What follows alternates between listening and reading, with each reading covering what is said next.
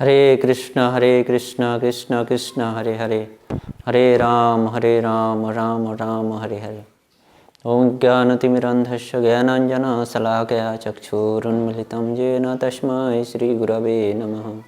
श्रीचैतन्यमनोभीष्टं स्थापितं येन भूतले स्वयं रूप कदा मह्यं ददाति स्वपदान्तिकं। वन्देऽहं श्रीगुरु श्रीयुतपदकमलं श्रीगुरून् वैष्णवांश्च। श्रीरूपं साग्रजातं सहगण रघुनाथान्वितं तं सजीवं साद्वैतं सावधूतं परिजनसहितं कृष्णचैतन्यदेवं श्रीराधा कृष्णपादान् सहगण ललिता श्रीविशाखान्वितांश्च। नमो विष्णुपादाय कृष्णप्रेष्ठाय भूतले श्रीमते भक्तिवेदान्त स्वामिनिति नामिने। नमस्ते सरस्वते देवे गौरवाणी प्रचारिणे निर्विशेष शून्यवादी पाश्चात्यदेशतारिणे। नमो महावदन्याय कृष्ण प्रेम प्रदायते कृष्णाय कृष्ण चैतन्य नामने गौरतिसे नमः। नित्यानंद नमस्तुभ्यं प्रेमानंद प्रदायिने कलौ कल्मषनाशाय जन्नभापतये नमः। पंचतत्त्वात्मकं कृष्णं भक्तरूपस्वरूपकं भक्तवतारं भक्ताख्यं नमामि भक्तशक्तिकं। हे कृष्ण करुणा सिंधु दीनबंधु जगतपते गोपेश गोपिकाकांत राधाकांत नमस्तुते। तप्त कांचन गौरांगी राधे वृंदावनेश्वरी वृषभानुसुते देवी प्रणमामि हरिप्रिये। वृंदावै तुलसी देव्यै प्रियायै केशवस्य च विष्णुभक्ति प्रदे देवी सत्यवत्यै नमो नमः। वंशाकल्पतरुभ्यश्च कृपा सिन्धुभैव च पतितानां पावनेभ्यो वैष्णवेभ्यो नमो नमः। जय श्री कृष्ण चैतन्य प्रभु नित्यानंद श्री अद्वैत गदाधर श्रीवासादि गौरभक्तवृंद। हरे कृष्ण कृष्ण कृष्ण हरे हरे, हरे राम राम राम हरे हरे। हरे कृष्ण। तो अभी हमारे सामने एक बहुत बड़ा उत्सव आने वाला है। चारों ओर इस उत्सव के आनंद से भर उठा है। सभी दिशाएं, सभी भक्तों का हृदय आनंद से नाच उठा है इस उत्सव को पालन करने के लिए। क्योंकि ये हमारा जो भारतवर्ष ये उत्सव प्रधान देश है। भारतवर्ष एक उत्सव प्रधान देश है। यहाँ पर विभिन्न वर्ण के, विभिन्न जाति के लोग निवास करते हैं और विभिन्न प्रकार का उत्सव मनाया जाता है बहुत ही धूमधाम के साथ। तो हमारे सामने अभी जो उत्सव उपस्थित या आने वाला है वो उत्सव है दीपावली उत्सव या दिवाली उत्सव। दिवाली का प्रकृत नाम है दीपावली। दीपावली शब्द को ही अभी वर्तमान में इस दीपावली की जगह भी दिवाली का प्रयोग किया जाता है। दिवाली, दीपावली प्रकृत नाम है इस उत्सव का दीपावली उत्सव। सभी लोग बहुत धूमधाम से इस उत्सव को मनाते हैं। अपने चारों ओर की साफ सफाई, घर द्वार की साफ सफाई करते हैं इस दीपावली के दिन, दीपावली के समय। तो ये जो हम विभिन्न प्रकार के नवरात्रि, दीपावली इत्यादि इत्यादि जो उत्सव मनाते हैं हम सब, तो ये जो उत्सव हम मनाते हैं ये उत्सव का अर्थशास्त्र में बहुत ही सुंदर से व्याख्या किया गया है। उत्सव का क्या मतलब है? उत्सव, इन शब्द में उत्सव, इसमें दो शब्द मिला हुआ है। पहला है उत और दूसरा है सब। दो शब्दों के संयोग से यह उत्सव बना है, उत जोग सब। उत जोग सब मिलकर उत्सव हुआ है। उत शब्द का अर्थ है अपसरण करना। यहाँ पर एक शब्द उत है, उत शब्द का अर्थ है अपसरण करना। अपसरण यानी दूरीभूत करना, यानी निकाल देना। उत शब्द का अर्थ होता है अपसरण करना, और सब शब्द का अर्थ होता है भौतिक दुख कष्ट। एक सब का अर्थ होता है मृत देह, यह वह सब नहीं, यह सब है। उत्सव का स्पेलिंग जो होता है उ त संयुक्त स और ब, कटा हुआ ब, तो उत्सव। इसलिए उत्सव शब्द का अर्थ है भौतिक दुख कष्ट, जो हम अनुभव करते हैं, जो हम भोग करते हैं, ये दुख कष्ट। तो उत्सव शब्द का पूर्ण अर्थ होता है, उत्सव का अर्थ है अनुसरण या निवारण करना या दूर करना, दूरीभूत करना, और शब्द का अर्थ है भौतिक दुख कष्ट। तो ये उत्सव शब्द का अर्थ होता है, वास्तविक अर्थ होता है कि जिस कर्म के द्वारा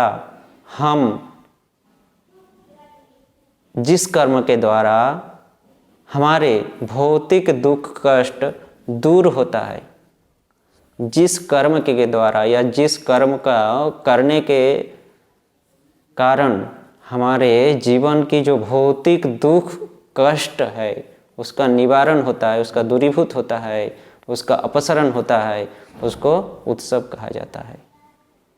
तो इसलिए हम सभी का कर्तव्य है इन उत्सवों के माध्यम से हमारे अंदर, हमारे जीवन के अंदर जो दुख और कष्ट है उसका निवारण करना। हम जो उत्सव पालन करते हैं, इस उत्सव पालन करने का मुख्य अर्थ है हमारे जीवन में जो भौतिक दुख कष्ट है उसका निवारण करना। जिस कर्म के द्वारा या जिस उत्सव के द्वारा हमारा जीवन के दुख कष्ट का निवारण नहीं होता है, भगवत भक्ति रूपी चेतना का उद्भव नहीं होता है, वह उत्सव नहीं है। शास्त्र के अनुसार इसे उत्सव नहीं कहा जाता है, इसको इंद्रिय तर्पण कहा जाता है। किसको इंद्रिय तर्पण? जिस उत्सव या जिस कर्म के माध्यम से हमारे अंदर या हमारे जीवन के जो भौतिक दुख कष्ट है उसका निवारण नहीं होता है, हमारे हृदय के अंदर भगवत भक्ति रूपी चेतना का उदय नहीं होता है,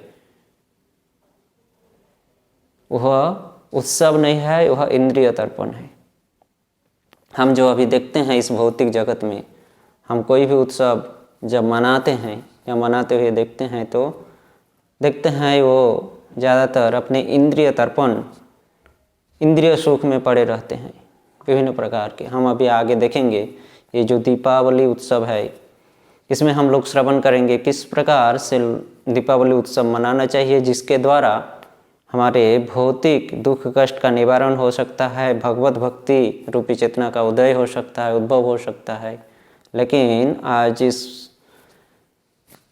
विज्ञान के युग में, इस वर्तमान युग में लोग इसको ऊपर ध्यान नहीं देते हैं। सभी अपनी इंद्रिय तर्पण, इंद्रिय सुख भोग के पीछे पड़े रहते हैं। उत्सव का जो मुख्य उद्देश्य होता है उसको वे लोग ध्यान नहीं देते हैं उसकी ओर।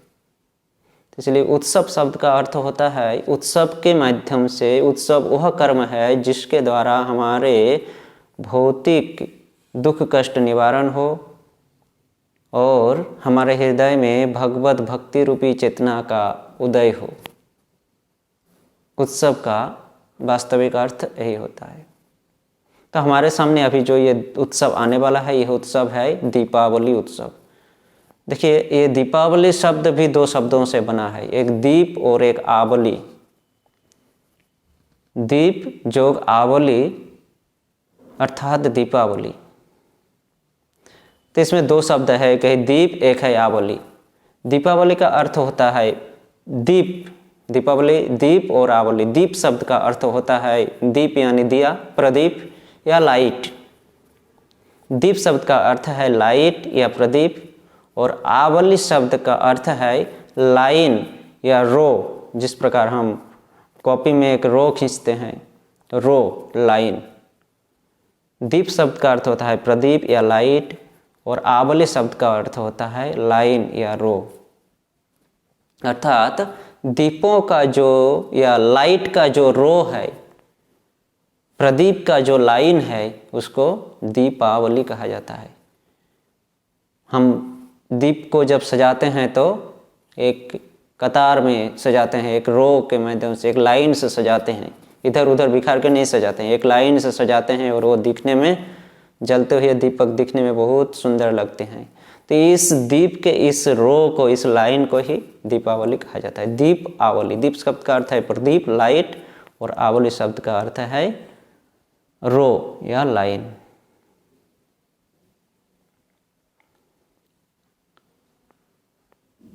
तो आगे हम उत्सव शब्द की व्याख्या के समय हम श्रवण किए कि जिस उत्सव के माध्यम से किसी के हृदय में आध्यात्मिक चेतना जागृत नहीं होता है, उसे उत्सव नहीं कहा जाता है।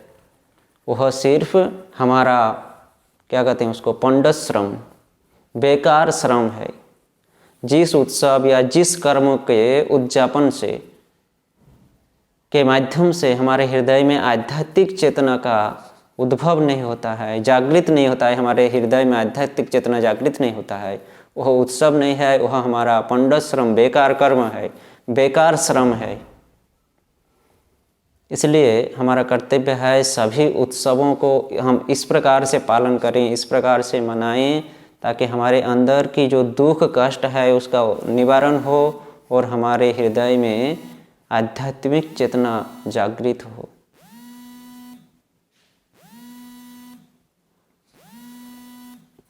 इसी को उत्सव कहा जाता है।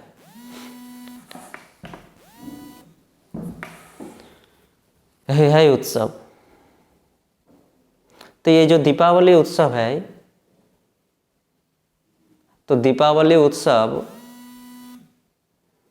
दो चीजें बहुत ही महत्वपूर्ण है। दो मुख्य, दीपावली उत्सव में दो मुख्य चीजें हैं। एक है दीपदान और दो है कृष्ण का बंधन, दूसरा है कृष्ण का बंधन। पहला है दीपदान, दूसरा है भगवान श्री कृष्ण का बंधन। इस दीपावली के दिन ही माँ यशोदा अपने पुत्र भगवान श्री कृष्ण को बंधन किए थे, बांधे थे। और दीपावली के दिन हम क्या करते हैं, दीपदान करते हैं। इसमें दो प्रकार के उत्सव जुड़ा हुआ है इस दीपावली उत्सव में, एक दीपदान और कृष्ण का बंधन। दोनों ही, दीपदान और कृष्ण बंधन, दोनों लीलाएं, दोनों उत्सव ही बहुत सुंदर मधुर लीला है भगवान का। तो सर्वप्रथम हम लोग दीपदान के बारे में श्रवण करेंगे, उसके बाद हम लोग कृष्ण के बंधन के बारे में श्रवण करेंगे। तो हम लोग देखें कि दीपावली, दीप, आवली, दीप यानी लाइट और आवली यानी लाइन या रो। तो लाइट क्या होता है, लाइट क्या करता है? लाइट यानी रोशनी। रोशनी क्या करता है? रोशनी हम अंधकार को दूर करते हैं।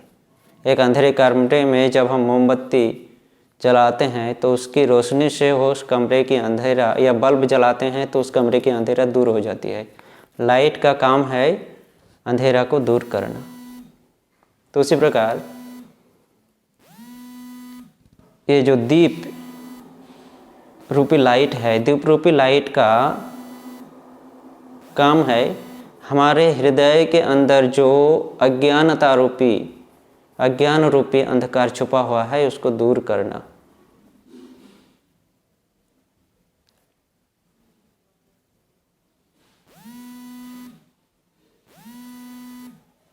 दूसरी ओर लाइट शब्द का अर्थ है आध्यात्मिक नॉलेज या ज्ञान। लाइट के माध्यम से हमें आध्यात्मिक या नॉलेज या ज्ञान का प्राप्त होता है।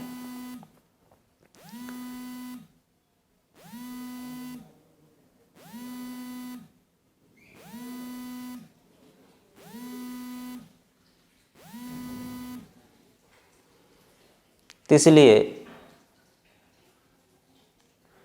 लाइट के माध्यम से, इस दीप रूपी लाइट, दीप के माध्यम से या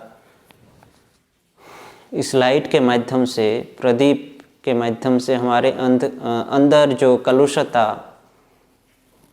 अज्ञानता है, छुपा हुआ है, उसको दूर करना। इस उत्सव के माध्यम से, इस दीपदान उत्सव के माध्यम से हमारे अंदर के अज्ञानता रूपी अंधकार को दूर करना ही इस दीपदान उत्सव का मुख्य उद्देश्य है। जिस उत्सव के माध्यम से हम पहले भी श्रवण किए, जिस उत्सव के माध्यम से हमारे जीवन का हमारे जीवन में आध्यात्मिक या प्रकृत ज्ञान प्राप्त नहीं होता है, जिस उत्सव के माध्यम से, वह उत्सव प्रकृत उत्सव नहीं है। जिस उत्सव के माध्यम से हमारा प्रकृत ज्ञान हमें प्राप्त नहीं होता है, आध्यात्मिक चेतना की प्राप्ति नहीं होता है, हमारे हृदय की जो अज्ञानता है वह दूर नहीं होता है, वह प्रकृत उत्सव नहीं है। इसलिए ये दीपदान या दीपावली उत्सव को हमें बहुत ही, क्या कहते हैं उसको, बहुत ध्यान से मनाना चाहिए। इस दीपदान उत्सव को, दीपावली उत्सव को हमें भक्तों के संग के माध्यम से, भक्तों के साथ, भक्तों के संग के माध्यम से, उनके निर्देश के अनुसार हमें दीपावली को, इस दीपावली उत्सव को मनाना चाहिए। क्योंकि हम जब भक्तों का संग करेंगे तो वो शास्त्रों के निर्देश के अनुसार हमें उत्सव को मनाने का निर्देश प्रदान करेंगे, और जब हम उनके निर्देश के अनुसार हम इस उत्सव को पालन करेंगे तो हमें उसके माध्यम से हमारे अंदर की जो दुख और कष्ट है वो दूर होगा, आध्यात्मिक ज्ञान प्राप्त होगा। अज्ञानता, इससे क्या होगा, दुख कष्ट का निवारण होगा, आध्यात्मिक ज्ञान की प्राप्ति होगी, और आध्यात्मिक ज्ञान की प्राप्ति के कारण हमारे हृदय के अंदर जो अज्ञानता है, अज्ञानता रूपी अंधकार है, वह दूर होगा, वह नष्ट हो जाएगा। इसलिए हमारा कर्तव्य है हम सभी उत्सव को शास्त्र के निर्देश के अनुसार भक्त के संग में रहकर मनाना चाहिए। तो यह दीपावली उत्सव या दीपदान उत्सव इस कार्तिक महीने में किया जाता है, जो महीना भगवान का अत्यंत प्रिय महीना है। इस कार्तिक महीना में दीपदान उत्सव, दीपावली उत्सव मनाया जाता है, और यह कार्तिक महीना भगवान श्री कृष्ण का अत्यंत प्रिय है, क्योंकि यह कार्तिक महीना या कार्तिक मास उन भगवान श्री कृष्ण की अंतरंगा शक्ति श्रीमती राधा रानी के मास है। श्रीमती राधा रानी की मास होने के कारण भगवान श्री कृष्ण इस महीने में, इस कार्तिक महीने में अपनी बहुत सारे मधुर मधुर लीलाओं को किए हैं, जैसे दाम बंधन लीला, रास लीला, वस्त्रहरण लीला, नल कुबेर मणिग्रीव उद्धार लीला, और भी बहुत सारे लीलाओं को किए हैं। भौमासुर वध लीला, अरिष्टासुर वध लीला, राधाकुंड समकुंड आविर्भाव लीला, स्वर्ग से पारिजात वृक्ष को इस धराधाम में लाने की लीला, विभिन्न प्रकार की लीलाएं की हैं। दीपदान लीला तो है ही, दीपावली लीला, विभिन्न प्रकार की लीलाएं इस कार्तिक महीने में किए हैं, क्योंकि यह कार्तिक महीना भगवान श्री कृष्ण का अत्यंत प्रिय है, क्योंकि यह कार्तिक महीना भगवान श्री कृष्ण के प्रिया श्रीमती राधा रानी की महीना है। शास्त्र में कार्तिक मास की महिमाओं का वर्णन करते समय दीपदान की महिमा पर बहुत सुंदर से व्याख्या किया गया है। विभिन्न शास्त्रों में, विभिन्न पुराणों में ये दीपावली महोत्सव का विस्तार से वर्णन किया गया है। वहाँ पर वर्णन है, दीपदान की महिमाओं का वर्णन करते हुए शास्त्र में कहते हैं कि इस दीपावली के दिन अगर कोई अपने मंदिर को दीप के द्वारा, यानी प्रदीप, दीप के द्वारा सुसज्जित करते हैं तो उन्हें मृत्यु के बाद देवता लोग दीपदान के माध्यम से गोलोक धाम लेकर जाते हैं। यानी शास्त्र में वर्णन है कि इस दीपावली के दिन अगर कोई भक्त अपने मंदिर को, चाहे वह गृह मंदिर हो या मंदिर स्थापना किया गया मंदिर हो या अपने घर में जो मंदिर होता है छोटा वह मंदिर हो, उसमें अगर इस दीपावली के दिन वह व्यक्ति सुसज्जित करते हैं दीप के द्वारा, दीप के माध्यम से, तो उस व्यक्ति के मृत्यु के बाद स्वयं देवता लोग दीपदान करते हुए, उस व्यक्ति को दीपदान करते हैं, दीप दिखाते हुए, जैसे हम लोग भगवान को दीप दिखाते हैं, देवता लोग उस व्यक्ति को मृत्यु के बाद दीपदान करते हुए उनको गोलोक वृंदावन, गोलोक धाम लेकर जाते हैं। अगर कोई व्यक्ति इस दिन, दीपावली के दिन, अपने गृह को, अपने घर को दीप द्वारा सुसज्जित करते हैं तो उनके घर में कभी यमराज प्रवेश नहीं करते हैं। कितना साफ साफ बताया गया है। अगर कोई व्यक्ति इस दीपावली के दिन उसके घर को दीप के द्वारा सुसज्जित करते हैं तो उसके घर में कभी यमराज प्रवेश नहीं करते हैं। यमराज का क्या काम है? मृत्यु रूपी यंत्रणा प्रदान करना। इसका मतलब हम क्या समझ सकते हैं हम कि वो कभी मरेगा नहीं। देखो, मरना तो है, यह शरीर जब हम धारण किए हैं ये नश्वर शरीर है, इसका तो क्षय होगा ही, शरीर नष्ट होगा, लेकिन हमारी आत्मा को यमराज नरक नहीं लेकर जाएंगे। इसका मतलब यही होता है, यमराज उसके घर प्रवेश नहीं करेंगे, इसका मतलब उसके घर में कभी मृत्यु नहीं होगा, ऐसा नहीं। यह शरीर तो मरेगा परंतु हमारी जो आत्मा है वह आत्मा को यमराज कभी स्पर्श नहीं करेंगे, वह जमलोक नहीं लेकर जाएंगे। अगर कोई व्यक्ति दीपावली के दिन अपने गृह को दीप द्वारा सुसज्जित करते हैं।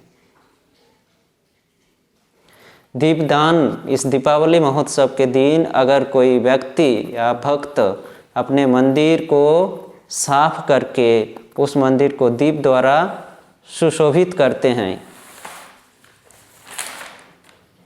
तो उनका 14 पुरुष, 14 पीढ़ी, जो व्यक्ति इस दीपावली के दिन अपने मंदिर को साफ करके उस मंदिर को दीप द्वारा सुसज्जित करते हैं, सुशोभित करते हैं, तो उसका 14 पीढ़ी यम यंत्रणा से मुक्त हो जाते हैं। 14 पीढ़ी, कितना पीढ़ी? 14 पीढ़ी यम यंत्रणा से, यमराज की जो यंत्रणा है, नरक यंत्रणा, उस यंत्रणा से मुक्त हो जाते हैं अगर कोई व्यक्ति इस दीपावली के दिन अपने मंदिर को साफ करके उसको दीप द्वारा सुशोभित करते हैं। तो दीपदान की इतनी महिमा है।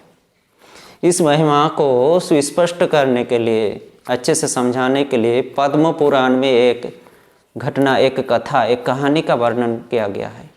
पद्म पुराण की जो कहानी है उसको हम लोग श्रवण करेंगे। पद्म पुराण में वर्णन है इस दीपदान की महिमा के बारे में कि किसी एक समय किसी एक राज्य में हिमा नामक एक बालिका रहती थी। हिमा नामक एक सुकन्या रहती थी, बालिका एक रहती थी, सुकन्या एक रहती थी किसी राज्य में। भाग्यक्रम में उनका विवाह उस राज्य के राजा का जो पुत्र था, राजपुत्र से हुआ। उस हिमा नामक, उस राज्य की हिमा नामक बालिका सुकन्या का विवाह एक राजपुत्र के साथ हुआ भाग्य के क्रम से। राजा के पुत्र का वधू या राजपुत्र से किसी कन्या का विवाह होना मतलब बहुत ही सौभाग्य की बात होती है। तो हिमा भाग्यक्रम में उसकी विवाह राजपुत्र के साथ हुआ, परंतु राजपुत्र के कुंडली में क्या था कि कुंडली गणना किया गया था तो उसमें लिखा हुआ था कुंडली में कि यह राजपुत्र विवाह के 8वां दिन के दिन, यह राजपुत्र जिस दिन विवाह करेगा उस दिन से जो 8वां दिन आएगा, 1 2 3 4 करते हुए 8वां दिन, उस 8वां दिन के अंदर उसका, उस 8वां दिन के बीच में उनका मृत्यु होगी, उनकी मृत्यु होगी। उस राजपुत्र की विवाह करने के 8वां दिन के दिन उनकी मृत्यु होगी। जिस प्रकार कंस को श्राप दिए थे कि देवकी का 8वां पुत्र उनको वध करेगा, उसी प्रकार इनका कुछ श्राप या इनका कुंडली में लिखा हुआ था, चाहे श्राप हो या जो कुछ भी हो, कि उस राजपुत्र विवाह के 8वां दिन के बीच विवाह के 8वां दिनों के बीच उनकी मृत्यु होगी। जिस प्रकार परीक्षित महाराज को श्राप दिए थे श्रृंगी ऋषि कि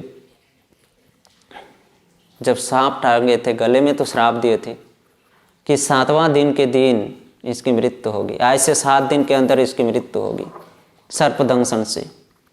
तो उसी प्रकार राजपुत्र का भी श्राप हो, जो भी हो, उसकी कुंडली में वर्णन किए थे पंडित लोग कि विवाह के 8 दिन के बीच इनकी मृत्यु होगी।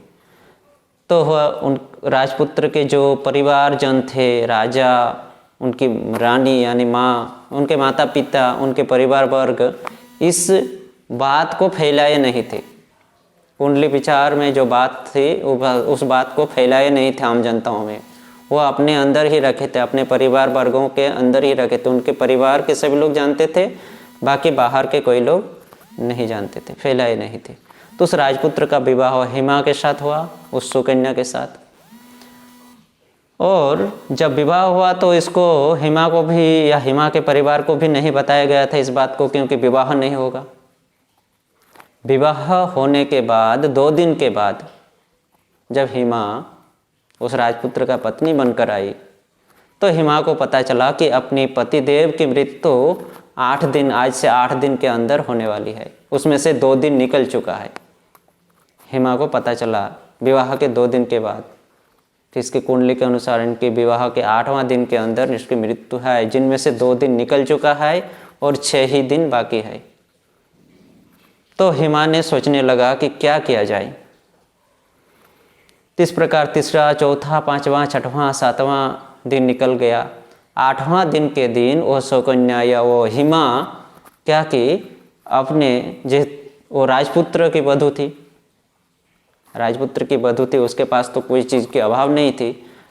उसके पति के जिस दिन मृत्यु के समय है, 8वां दिन, अंतिम दिन है इस संसार में रहने का, उस दिन वो हिमा ने अपने कमरे को, अपने पूरे राजमहल को, क्योंकि राजा की बहू है, राजा की बेटी की बहू है, पुत्र वधू है, राजपुत्र की बहू है, उसने अपने राजमहल को, अपने कमरे को, जिस कमरे में वो रहती थी हिमा और वो राजपुत्र, उस कमरे को विभिन्न प्रकार के मणि माणिक्य मोतियों से सजाया, विभिन्न प्रकार के मोतियों से सजाया, क्योंकि वो तो राजा, कोई तो अभाव नहीं था उनके पास। विभिन्न प्रकार के मणि माणिक्यों के द्वारा सुसज्जित किए उस राजमहल को, उस कमरे को। और जब सुसज्जित किया गया मणि माणिक्यों के द्वारा, विभिन्न प्रकार के मोतियों के द्वारा, तो उस मोतियों से जो चमक निकल रहा था, चमक निकल रहा, मोतियों से जो चमकते हैं ना मोती, तो लग रहा था कि अनेकों दीप जलाया गया है और उससे रोशनी निकल रहा है, तेज, उस मोतियों के तेज बाहर उस राजमहल के अंदर, राजमहल के चारों ओर जो मोती लगाता हुआ था, उसकी तेज से, उसकी रोशनी से चारों ओर उज्जवल हो चुका था, रोशनीमय हो चुका था, प्रकाशमान हो चुका था।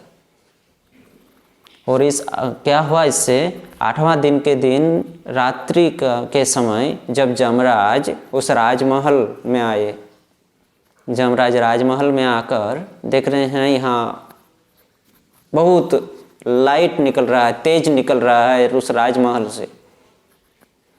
हम लोग जब अंधेरे रास्ते में चलते हैं, साइकिल से हो या किसी से, और आगे से अगर कोई गाड़ी आता है तो वो तेज लाइट जलाकर गाड़ी आता है, तो क्या होता है, हमें, हमारी आँख झलस जाती है, हमें कुछ दिखाई नहीं देती है। कुछ समय फिर हमें उसको अनुभव करने का समय मिलता है, कुछ सेकंड तक लगाना पड़ता है समय। उसी प्रकार जब जमराज आए उस राजमहल में, उस राजपुत्र को लेने के लिए, उसका समय हो गया, 8वां दिन है, तो उस राजमहल से जो वो मोतियों की जो चमक थी, उससे जो रो निकल रही थी, लाइट निकल रही थी, प्रकाश निकल रही थी, उससे जमराज की आंखें जो थी वो झलक गई और वो राजमहल के प्रवेश द्वार को भूल गए, प्रवेश ही नहीं कर पाए, राजमहल में ही प्रवेश नहीं कर पाए। जमराज वहीं पर, मतलब उनकी आंखें झलस गई, जमराज प्रवेश नहीं कर पाए। बहुत कोशिश की है लेकिन वो झलस गई उसकी आंखें, प्रवेश नहीं कर पाए। तब जमराज जब वो रास्ता देख नहीं पाए वहाँ, तो जमराज वहीं से उस राजपुत्र को आशीर्वाद दिए कि हे राजपुत्र, आज तुम्हारा अंतिम दिन था, मैं तुमको लेने आया था। तुम्हारे कुंडली के अनुसार, तुम्हारे भाग्य अनुसार इस विवाह का आज 8वां दिन, अंतिम दिन था, तुम्हारे इस राजमहल में रहने का अंतिम दिन था और मैं तुम्हें लेने के लिए आया था। परंतु इस लाइट के वजह से मैं तुम्हारे राजमहल के रास्ता भूल गया हूँ। तुम्हें लेने के लिए मैं अंदर नहीं जा पाया, तुम्हें लेकर नहीं जा पाया, कोशिश करके भी तुमको मैं इस राजमहल से बाहर नहीं निकाल पाया। इसलिए मैं तुमको आशीर्वाद देता हूँ, यह आशीर्वाद देता हूँ कि इस 8 दिन के अंदर तुम्हारा मृत्यु नहीं हुआ, इसलिए तुम और दीर्घायु बनो। दीर्घायु बनने की जमराज उस राजपुत्र को और दीर्घायु प्रदान किए, आशीर्वाद प्रदान किए, दीर्घायु आशीर्वाद।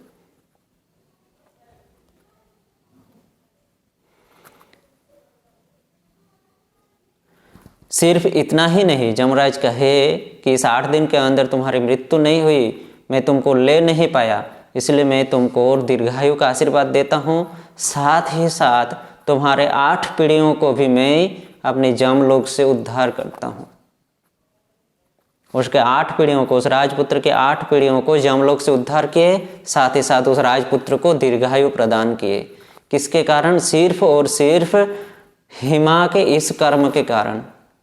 ये एक छोटी सी कर्म उस घर को, उस राजमहल को मणिमाणिक्यों के से सजाने के कारण, लाइट से सजाने के कारण, वो लाइट नहीं था, वो कोई जलती हुई बल्ब या दीप से सजाई नहीं थी, वो मणिमाणिक्यों से, मोतियों से सजाई थी। देखिए, मृत्यु का समय है, उसमें दुख होना चाहिए, उसमें क्या मोती माणिक्य से सजाएगा घर को।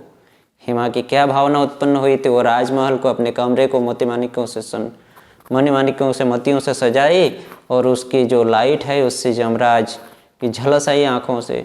और ये तो भगवान की लीला होती है, अपने इस दीपदान की महिमा को प्रकाश करने के लिए, बढ़ाने के लिए भगवान इस प्रकार की लीला किए हैं, विभिन्न प्रकार की लीला करते हैं अपने भक्तों को उत्सव के प्रति आकर्षित करने के लिए। तो हिमा की इस छोटी सी कर्म के कारण उसके पति की दीर्घायु प्राप्त हुई, साथ ही साथ उसके 8 पीढ़ी भी उद्धार हो गई जमलोक से, नरक से। तो ये है पद्म पुराण के अनुसार इस कहानी कि इसलिए कहा गया है कि इस दिन, इस कार्तिक महीना के अमावस्या तिथि के दिन अपने मंदिर को, अपने घर को दीप के द्वारा सुसज्जित करना चाहिए। और हिमा के साथ जो ये घटनाएं घटी थी, हिमा जो अपने घर को माणिक्यों से सजाई थी, मोतियों से, ये दीपावली उत्सव के 2 दिन पहले, जिस दिन जम दीपदान होता है, दीपावली से पहले जम दीपदान होता है, धनतेरस के पहले दिन जम दीपदान करके एक दीपदान होता है, जमराज को दीप प्रदान किया जाता है यमराज को। यम दीपदान के दिन यह घटना हुई थी, हिमा की यह घटना। तो इसलिए जमराज को उस दिन दीपदान किया जाता है, जम के भय से उद्धार पाने के लिए। इस प्रकार वर्णन है कि इस दिन, दीपावली के दिन, अगर कोई व्यक्ति अपने घर को, अपने मंदिर को दीपों के द्वारा सुसज्जित करते हैं और सुसज्जित करके भगवान के पास प्रार्थना करते हैं, किसकी? दीर्घायु की।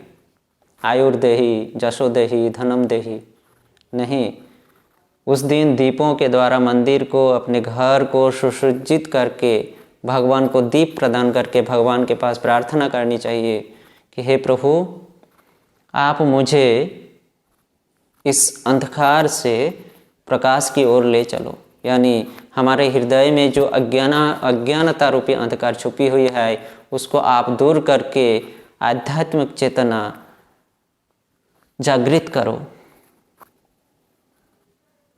आध्यात्मिक ज्ञान प्रदान करके हमारे इस हृदय के अंदर छुपी हुई अज्ञानता रूपी अंधकार को दूर करो।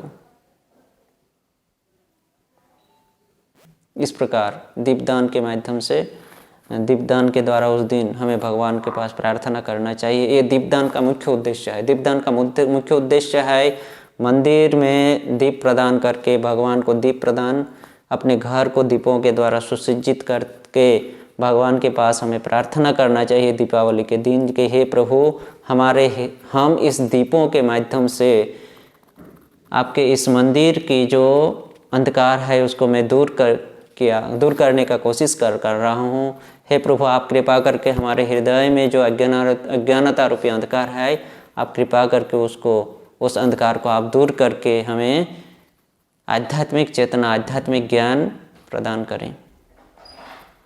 इस प्रकार कहा गया है। इस दीपावली के दिन दीपों के द्वारा सुसज्जित करना चाहिए अपने घर, अपने मंदिर को।